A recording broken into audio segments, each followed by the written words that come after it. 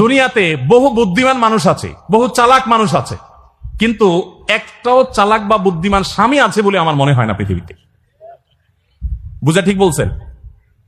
বহু চালাক বুদ্ধিমান মানুষ দুনিয়াতে আছে, কিন্তু কোন চালাক বা বুদ্ধিমান স্বামী দুনিয়াতে। তার মানে কি? প্রত্যেকটা বইয়ের কাছে তার স্বামীটা হলো আস্ত বেকুব।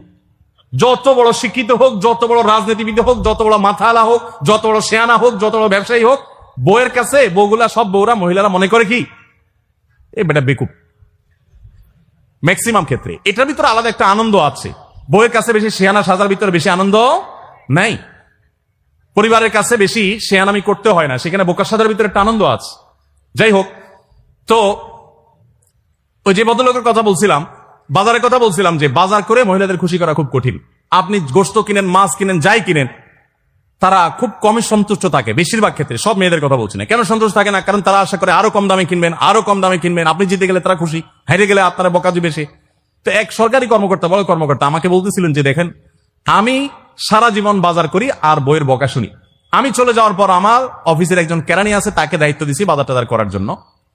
এই লোক বাজার করার পর আমার বউ বিরাট খুশি, বলে যে তার নাম ধরে বলতেছে, অমুক বাজার করলে প্রতিদিন ঠিক মতো বাজার করে, দাম দোস্ত ঠিকঠাক থাকে, মাপজোপ সব ঠিকঠাক থাকে, তোমার প্রতিদিন ধরায় দেয়, দোকানদার কমায় দেয়।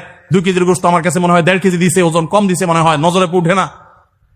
তো লোকটা বলেছে, আমার খুব সন্দেহ হলো, একই দোকান থেকে আমিও আনি, সেও আনে, আর আমার তো ঠকানোর কথা না, পরিচিত দোকানদার। তাহলে মহিলা এই কথা বললো, তার ব্যাপারে কাহিনীটা কি?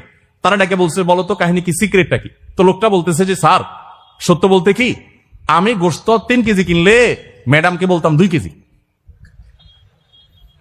1000 টাকা কিনলে ম্যাডামরে বলতাম 500 টাকা। টাকা তো আপনি দিবেন, আপনার সাথে বোঝাপড়া হবে, কিন্তু আমি জানি বাসায় এটা বললে বউরা খুশি থাকে।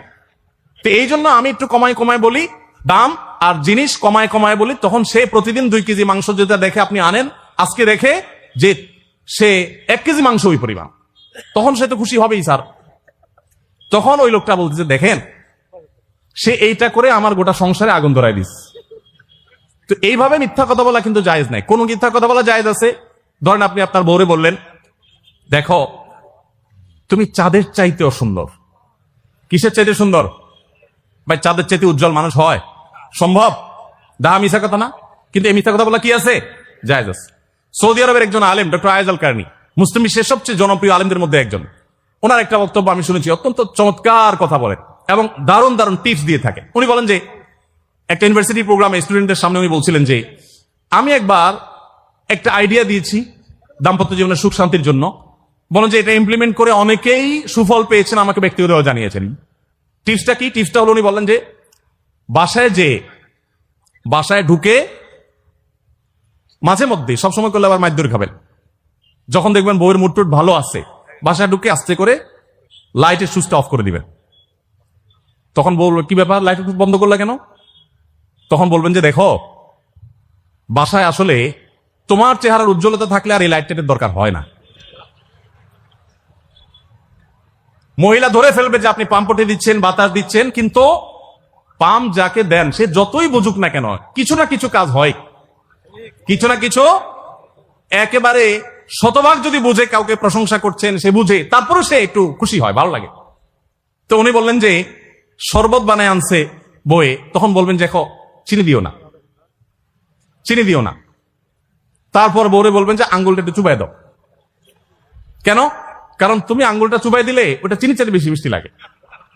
এই যে কথাগুলো, এই কথাগুলো আসলে সত্য কথা না। তো এই টাইপের কথা স্বামী স্ত্রীর মধ্যে মিথ্যা হলেও সেটা কি আছে? জায়েজ আছে। ভাইরা আমার, এই জন্য দাম্পত্য জীবনে সুখ শান্তির জন্য একে অন্যকে ভালোবাসা, প্রশংসা করতে জানা, বিশেষ করে স্বীকৃতি দিতে জানা, ভালো গুণগুলোর কথা বলা, এটা হারিয়ে গেছে। অনেকে মনে করে যে না, ভালো গুণ বললে মাথায় উঠবে। এটা ভুল। মাথায় উঠবে সেটা ব্যালেন্স করার জন্য আপনাকে অন্য কাজ করতে হবে, কিন্তু প্রশংসা করতে কার্পণ্য করা যাবে না, স্বীকৃতি দিতে হবে।